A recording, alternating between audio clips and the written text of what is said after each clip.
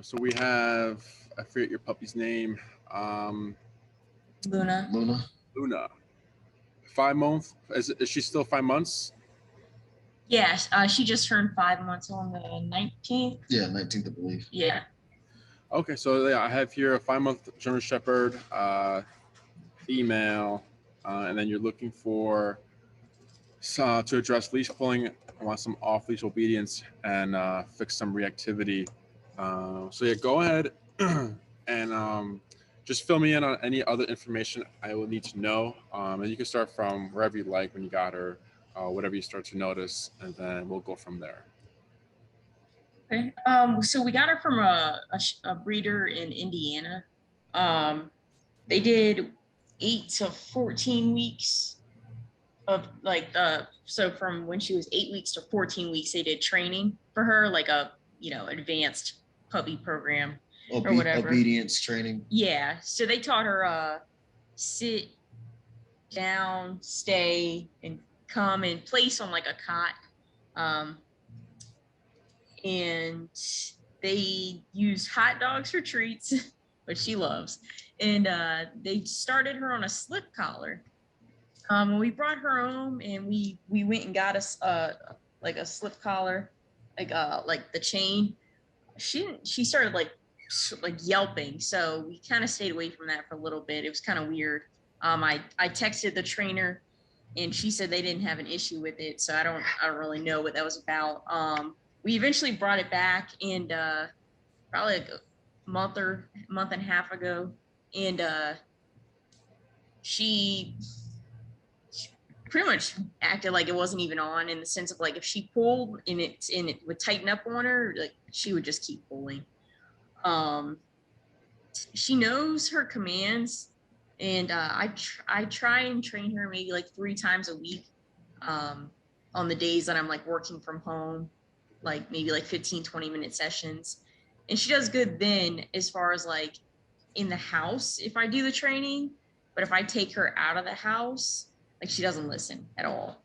And then like if I try to do like walking her on the leash and like giving her treats, like getting her to like stay by my side, like she'll like snip it, and if you don't give it to her right away, she like starts looking around. And even then, if you give it to her, she just like starts to just keep pulling and focus on whatever she wants to focus on. What do you think?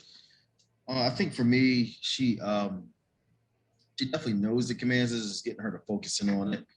When we're outside walking her, it's a big thing. We use the prong now, so I mean, for me, with just the slightest tighten up, she will comply. But it's like you have to put the force there for her to comply. And then she barks at like everyone she goes past. I mean, part of it's good. You want her to be like instinctive, but at other times when she starts to pull when she sees someone that maybe is getting too close in her area. I think she may, or she'll pull a lot, or she's just barking uncontrollably. So for me, it's the barking uncontrollably out in a public place, the pulling, and then also, I guess, like Sarah said, the attention span when she's around other people. So she'll listen to commands one-on-one, but in a public setting, it's kind of hard to hear her. If we take her outside to play ball, that's one time she does focus. She loves fetch. Other than that, if we just take her on a nightly walk to kind of get energy out, she's gonna, do what she wants to do. Since it's pulling, I have to pull the prong collar in pretty good for her to calm down. Okay. Anything else I should know? No, she went through like a teething phase, but where she did a little, but I think that was just teething. She doesn't do that much anymore, so I think that's probably just the only things that we're concerned about. Okay. Cool. So, and then for your breeder, did they ever like teach you how to use a slip chain or slip leash? They kind of did like a training session when we picked her up. We've used a prong collar before on like a previous dog that we had. So we kind of had like some knowledge regarding They didn't really show us how they were using the slip though, right? No, they just put it on her. They had the regular collar on, I think. No. Or was it the slip on? Yeah. Okay. Oh, Cool. So looks I have here leash pulling, reactivity. So barking at what does she usually bark at? Does she bark at everything, or people, dogs? People, dogs. People and dogs. Yeah, I mean, like, so, you know, birds and stuff. She doesn't really bark at the birds. I mean, she gets into her prey drive and is like, I'm on it. But she doesn't like bark at like other animals aside from dogs. Okay. Humans and dogs. Leave it. What else? And then commands wise, what do you practice with her like when you're doing your sessions? Like what commands do you focus on? Sit, stay, come down, and leave it. I mean, we were doing place, but it's like every time she got on the cot, she peed on it. So we kind of backed off of that one because okay. Then it's just like soaked in pee. So and Yeah, it's like yeah. you know, you can't really wash those. So we just kind of put it up against the wall. Got it. Is she potty trained now, or was that just the thing she just did, or? So when she was still having accidents in the house, she was doing it. But like last week, when she doesn't really pee in the house too much, here and there she'll do it, but very rarely. And I brought the cot back out to try it, and she still did it. So I just put it back. Yeah, I don't know. I think when she was with the breeder, I think maybe she peed on that a lot, you know. It seems like it's almost instinctive for her to pee on it. So I was like, something maybe we can't work for that. But in the house, she had the excited pee for a bit. When we did her checkup with the vet, they said that could be normal for some dogs. So she doesn't actually excited pee too much, but just occasionally she'll have an accident. But I wouldn't say area of concern right now. So potty training is progressing, right? It's decent, yeah, for 5 months and everything. I'm happy with it, I would say. What else? Okay, so you've been teaching her sit, stay, calm down, leave it with food. What else? And then you said she's on a prong collar right now, right? Good. All right.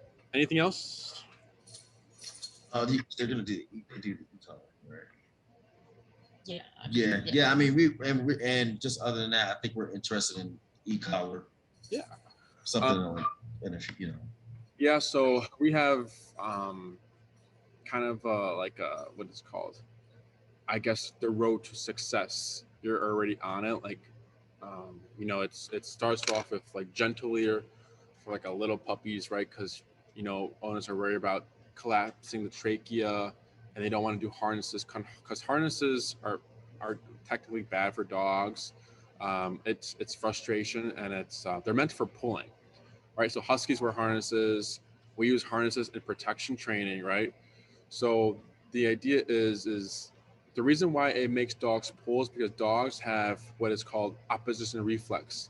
When you pull back on the harness, it makes them want to go forward, right? So every time you pull back, they want to go forward, and that gets frustrating. It's like at those movies, or maybe you guys have seen in real life, like, you know, two guys are at a bar and they're getting into it, and then their friends start holding him back. It makes that guy want to go even more, right? It's that same thing. So we never recommend harnesses just for those reasons.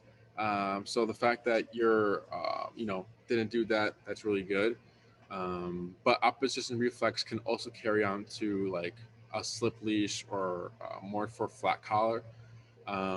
So it goes gentle leader, and then slip chain or slip leash, and then prong collar, and then e-collar. So prong collar is a good step forward because now it allows you to correct your dog, right? Slip chain and slip leash doesn't do that. It just tightens. But prong collar is supposed to mimic a dog bite. So when it pops or when you pull, it provides more of a uncomfortable feeling that they don't like, right? The reason why a lot of people get success with prong collars is because it's physical, right? All dogs bite each other. They're physical animals. From the moment they were born, mama was nipping and biting them, correcting them, right? So it's ingrained in them, and they understand it right off the bat once they feel that feeling of uncomfortable, right? So it's good for those reasons. But the issue with prong collar is sometimes that your dog or puppy can be so focused on something that you do your harshest leash pop, and they don't care because they're super disengaged, right? She can be at a 20 on her excitement level, and your hardest could be only a 10 on her level. You're never going to override the brain to cut that and have her disengage, right? And size doesn't matter either. So Jesse, he's the owner of the business and everything. He's a head trainer. He has a Chihuahua, little guy, Poncho, and before he was actual trainer and he was just getting started in his career, um, Poncho was reactive. So then he did the prong collar stuff, and he started doing the leash pops every time Poncho would start barking at people or dogs. He kept increasing the level of intensity of his leash pops. Eventually, he was doing a big leash pop, and Poncho the Chihuahua would do like 3 circles from that leash pop, and then after the 3 circles, immediately go back and start barking. Was not working at all for this little Chihuahua, right? And Jesse was Gotcha. hard. So then he obviously moved on to econ, got the results he was looking for. So again, prong collar is a good tool, but then sometimes it's not enough. Also, you can teach commands too. You can teach sit, stay, come down, and leave it with prong. But then once you take that leash off, you've lost all control. All the training goes out the window, right? So those are the issues and pros and cons of the prong collar. And then the positive only, obviously that's first. So positive only, gentle leader, slip chain, slip leash, and then prong collar, and then e-collar. So positive only is as probably what you're experiencing is that it's good for things you want to see, but it's also depending on like the environment, right? Because Luna can be looking at a dog. You have your little hot dog here. She's thinking, I can get that hot dog later, but this dog, I cannot. So I'm always going to go for the dog, right? Which is normal, but it's also it can be discouraging for owners to keep trying positive only, especially when not getting results. So it makes them want to go farther, or they're just stuck because they're stuck in this idea that positive only is the only way to train a dog, which is incorrect. Um, what else? What else? Does all that make sense about all those tools and everything? Yeah, absolutely. Yeah. So then that leads us to e-collar. What do you guys know about e-collar? Just as collar device that's got the remote control, and I know they come typically like with the audible and is it audible and vibration? Is Or it what? I think it has Like a beep or or tone, a tone. tone and a vibration, right? Yes. So just reading up on them, it goes different levels to it. Yes, correct. Yeah, so like the old school term is shock collar, right? Jesse likes to call it electric, but it's not electricity. So it's not flowing through the dog's body. And yes, they have vibration. Ours, the brand we use, doesn't have tone, but we always go for stimulation, the shock part of it, right? Vibration is not used for training. We do use it for deaf dogs if they're doing e-collar training. We do vibration for deaf dogs, but for our regular our dogs and puppies, we don't use the vibration function for training. Um, but yeah, it's electric but not electricity. So the collar, it's a little strap, has a little box, 2 contact points. Whatever these 2 contact points are, what it's contracting. So the same technology is used on humans. So physical therapists, chiropractors, if you've ever been to them or been to one, they have what's called stim or like a TENS unit. It just contracts the muscle if it's torn, right? So the way they work it is they'll let the client know, hey, let me know when it's too uncomfortable as I raise the levels. Client lets them know that's a little uncomfortable. They lower it 2 levels down, and then they let the machine do its work. That same way is very similar to how we do our training with the electronic collars. Um, they're waterproof, rechargeable. You don't need batteries. Half-mile to a mile long range, so you have good range. They last a long time, battery-wise, and just in general.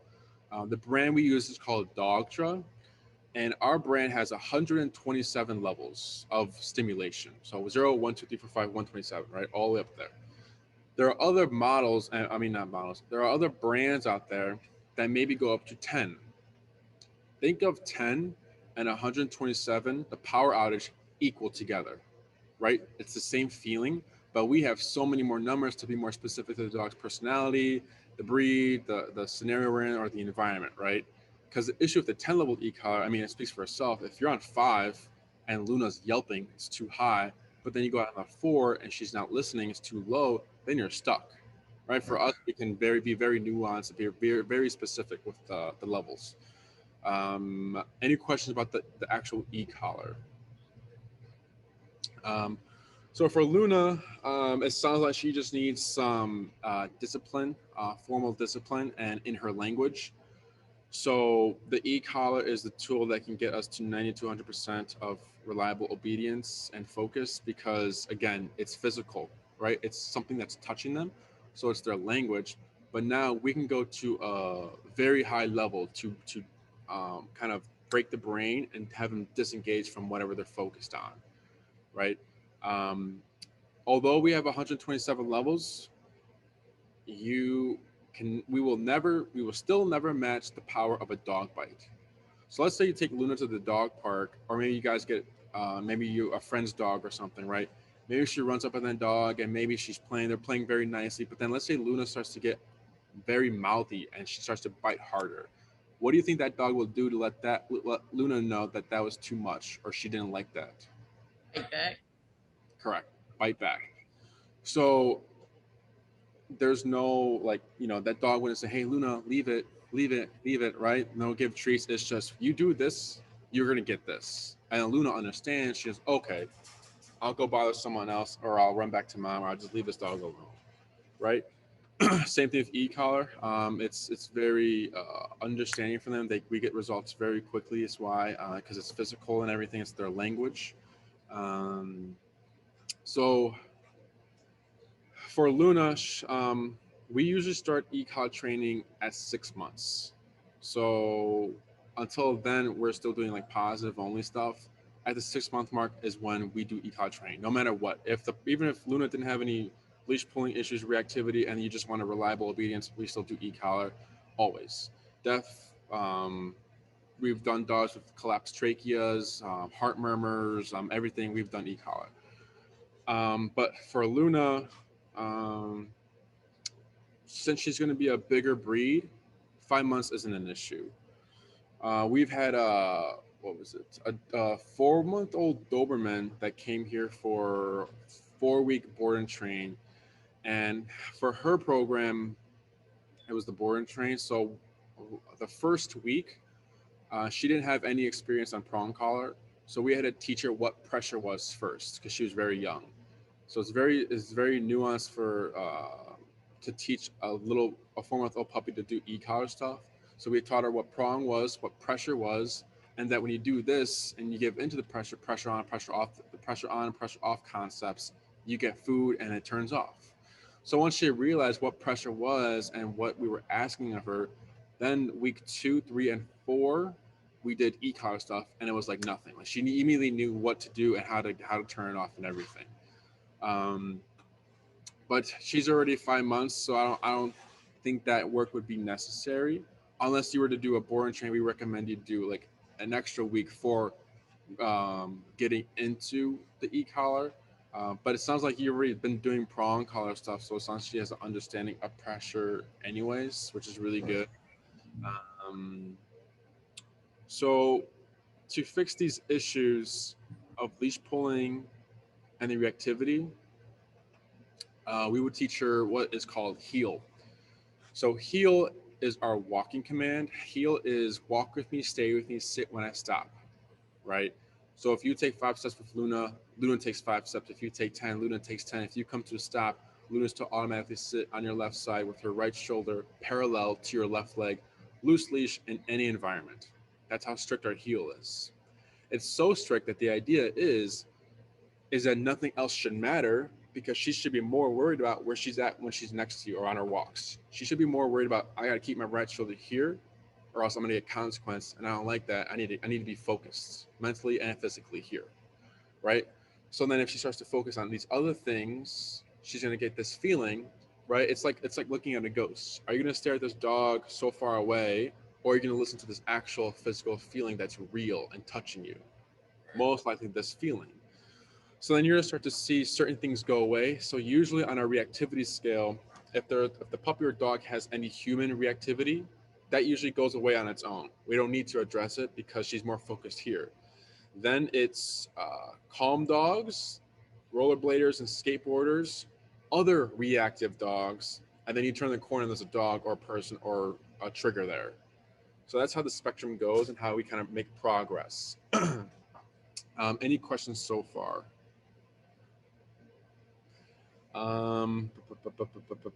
So what is it? And then let's say we teach heal, and let's say humans go away, calm dogs go away, and maybe even reactive dogs go away. But then you find that she's still kind of being weird around maybe like skateboarders or maybe like little children. Then we can specifically tackle those triggers for you and teach you how to address those, right? So the heal is like, let's see what it fixes. If it's everything's going good, then we're good. We can teach you more things. But if we're struggling in an area, we'll have to focus on that before we make more progress. What else?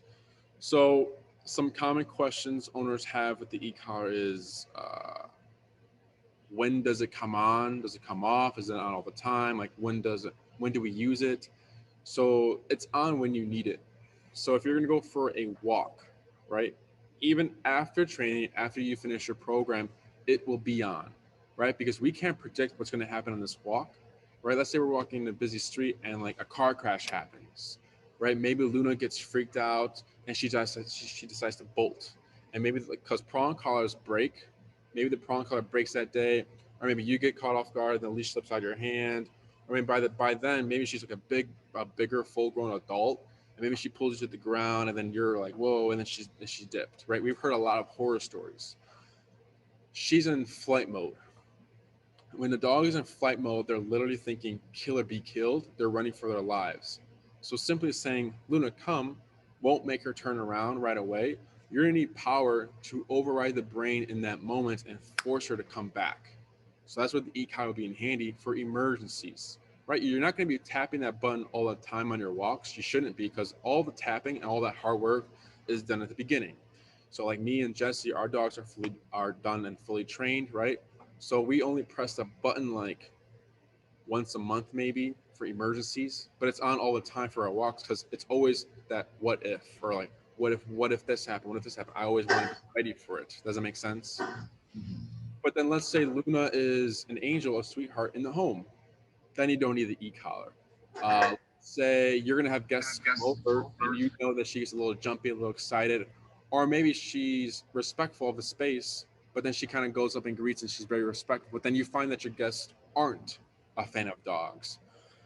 You'd collar her up 30 minutes prior, address whatever that is needing to be addressed.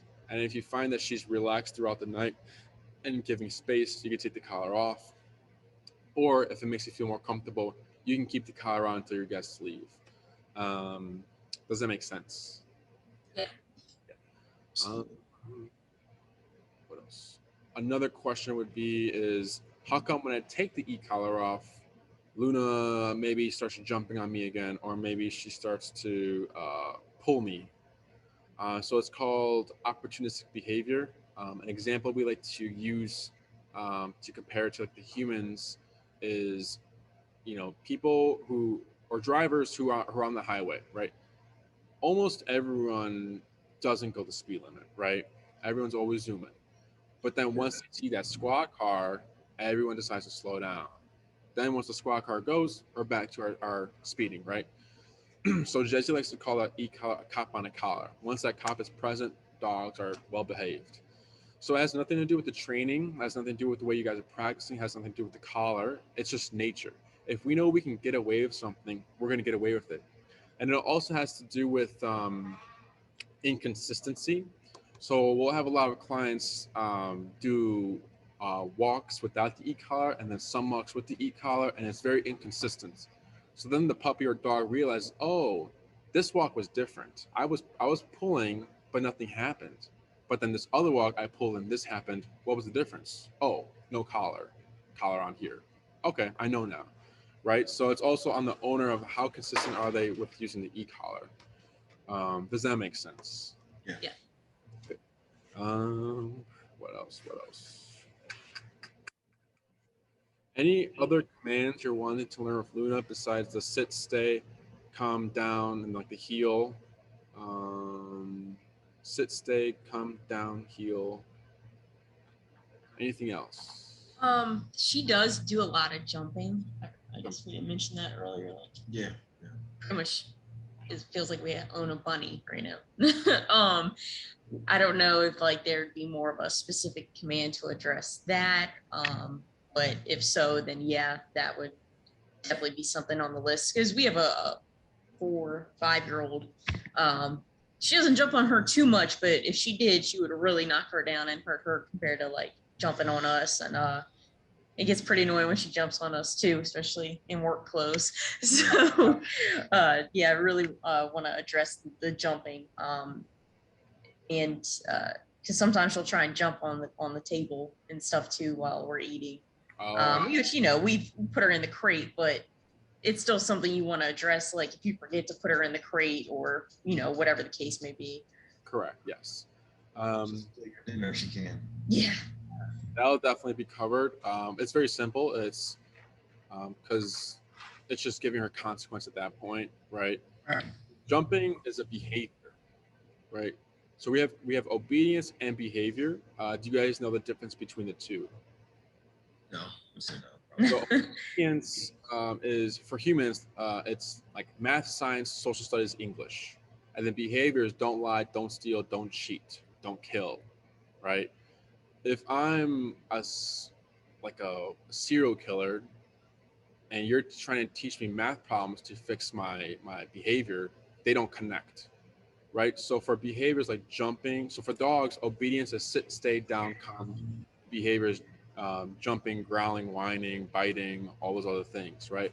So you would actually want to just tackle that jumping right directly, because if we say sit, sit, sit, sit, and then the puppy sits, they're still thinking about it. You haven't fixed the issue. You've done a Band-Aid, right? You made the butt go down and they're not moving, but the next time they get the opportunity, they're gonna go right and jump again, right? So that definitely will be covered. What else? Anything else? No, I think that's it. So were you guys looking for like a board and train, or did you want to do it in person or a daycare and train, or did you have an idea yet, or did you want me to go through the programs? I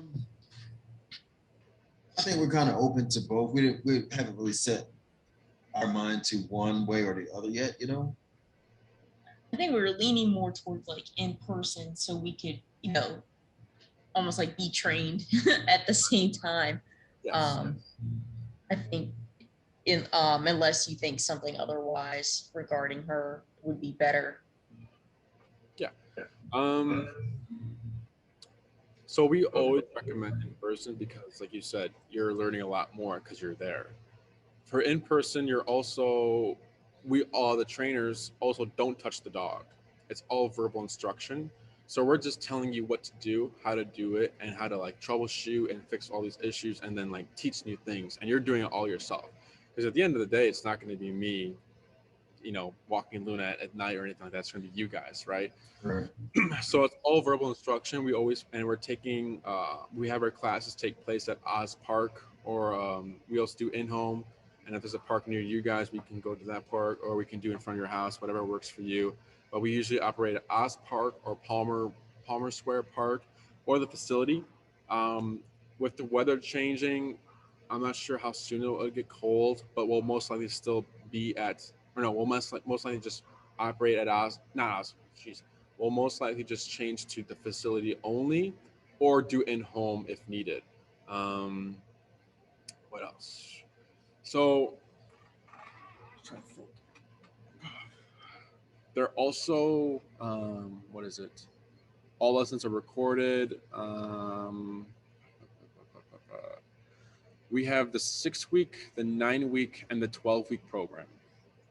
So think of the 6-week as you walk Luna around the block, you have that structured heel, and then let's say you take her to like an open field or area or like a dog park, and then you need to recall, and then you go home.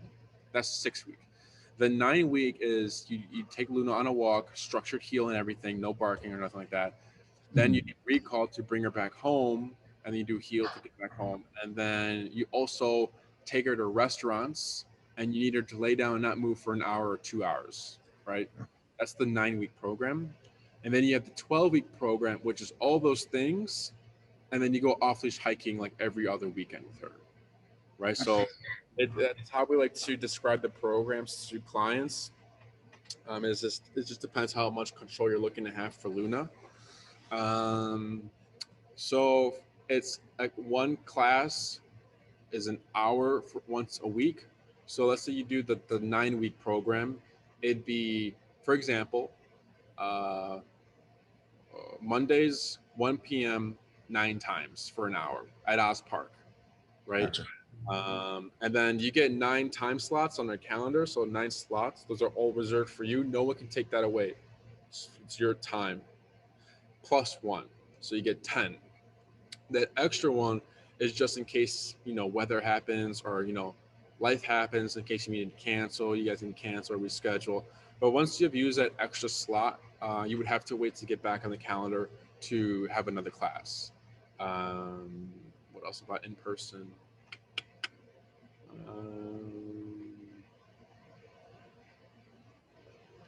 Any other questions about the in person? Yeah. So then we have board and train, which is the 1 week, 2 week, 3 week, and a 4 week. So think of 1 week of staying here for a board and train equal to 3 weeks of in person. So we can technically teach all the commands in one day. Everything is videotaped for you guys. So you're seeing how Luna's taking to the e-collar for her first time. You're seeing how we're teaching all the commands. You're seeing how to practice as well. We'll tell you, when you're home, when you're practicing this command, do this to have success. If you do, let's say you do the 2-week board and train program, you get 2 videos. The first video is an hour long, and they're called the introductory sessions, where we're teaching everything for the first time. The second week video is we're doing the long leash phase, where we're giving her 30 feet to make mistakes, because we hold the end of a long leash and it's 30 feet long. So now we're basically telling her, make the mistakes, do everything you want. We're still gonna make things happen.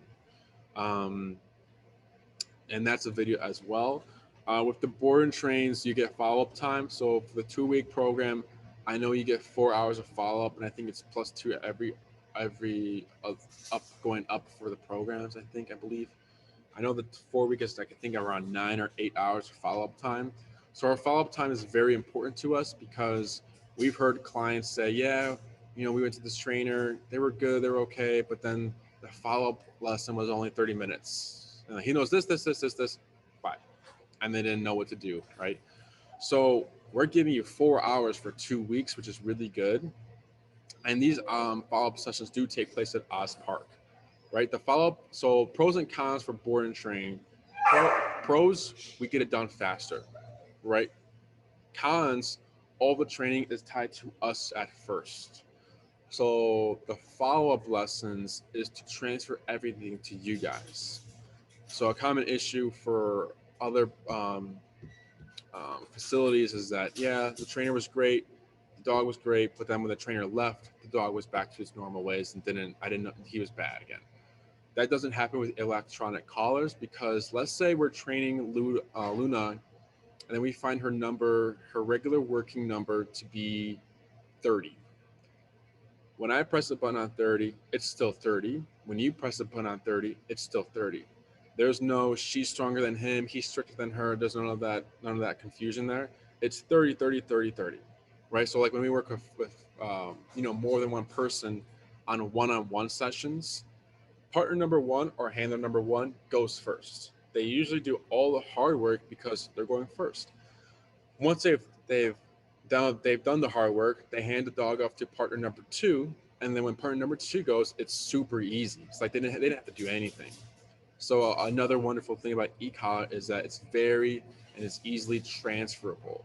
So there's nothing to worry about there. But then at first, it is going to be a con because at first they're going to be thinking, oh yeah, I know heel, stay, sit down, plays, and come and call at Enrique's facility with all those other guys. Yeah, but I'm back home. I'm away from there, so I can do what I want now. I can be my old self, right? But then all that needs to happen is she needs to get that feeling. She's like, oh, never mind. It's the same thing, right? Um, what else? So, and the board and train, you know, she's obviously here with us. She gets to play with other dogs. She gets socialized. We teach dogs how to walk on treadmills here, so she'll learn how to walk on a treadmill. She gets training walks. So for our board and trains, for our training walks, we take them to Home Depot and PetSmart because it's good that they're doing good here for their obedience. But if we're unable to apply it in the real world, what good is it? What good is it then, right? So we do our training walks to Home Depot to make it realistic. Overnight, she will be sleeping in a kennel in the boarding area. It's a carpeted, air-conditioned, heating area over there. Someone is here 24/7, which is me. So if we hear any barking or any whining or any crates getting messed around with, someone is here to hear that and correct these behaviors and make everything consistent. What else? You're more than welcome to visit her whenever you want. We've had owners, stop by once a week or 2 times a week, whatever you want, and just give the dog, a puppy, a quick walk, return them, say bye, and all that other things. For your follow-up lessons, you can schedule that whenever you want. So like, let's say after her first week, you're like, let's schedule a follow-up. I want to see what's going on. I want to be more part of it. You can do that, or you can wait until the board and train program is over, and then you learn everything at the end, which is also fine because either way, you're still getting those videos when she's here. So like after her first week, you'll get a video sent over to you. You watch what's going on, and then you can do the follow-up or whatever works best for personal preference for you. What else? Any questions about the board and training? No. Trying to think if there's anything else I'm missing. And then we have daycare and train. So daycare and train is when you drop Luna off in the morning and then you pick her up later in the evening. And then we're just training her. We're still doing our videos. She's still playing with dogs. It's kind of the same thing, but we have 5, 10, 15, 20-day bundles. So depending on how much control you're wanting. So everything here, at the minimum, I would probably recommend the 9-week program for in-person, because if you're looking to learn these commands to stay down and to come. So 2 classes would be healed, and we'll see what does this fix for her reactivity. And 2 classes would be come when called. So you already have 4 classes taken up, and then you have, this is for the 6-week program, and then now you have 2 classes left. So if you're wanting to learn more commands, but then let's say maybe she's still having issues with other reactive dogs, you only have 2 classes left, so you don't have that much wiggle room. But the 9-week program offers you more wiggle room to give her more time to get over certain stressors on her walks, and also teach you more commands. So again, it comes down to how much control you're wanting for Luna. If you're just really focused on the reactivity, the leash walking, what else? And like the jumping, 6-week is going to be great. But also, I'm thinking because she's already pretty young, that the 9-week would be better for her to give her more wiggle room in case we struggle, just because she's young. But I don't think she will, since you've already done pressure work. So it'd be the 6-week and 9-week program. For the board and train, minimum 2-week board and train. If you're wanting 3-week or 4-week, that's because you're wanting more control, more obedience. For the daycare and train, it'd be probably the 15 or 10-day daycare and train minimum. All this information will be sent to you after this consultation. Programs with the prices and everything. The e-collar I recommend for Luna. And then a form that needs to be signed. So if you decide to go with board and train, we're going to need her shot records, fecal exam that says negative, and all these other things to have her in our facility. But if you do the in-person, we're not going to need that stuff because we're meeting somewhere else. So it doesn't matter. You'll just still have to sign an agreement form. Once that agreement form is signed and filled out, we can go ahead and begin the billing and booking process. Any questions about the programs? You're all set. So I don't need an answer right now on what you want to decide to choose for Luna. What else? Am I missing anything?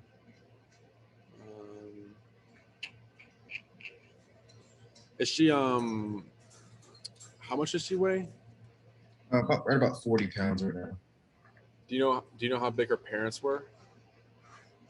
I think the dad was pretty big. Was he one? He was about 1 to 110, and the mom was about probably like 90 to 100. They were pretty thick.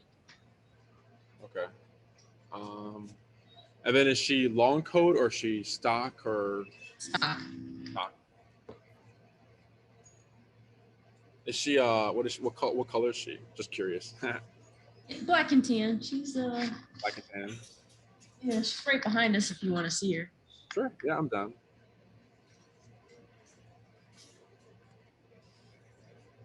Yeah.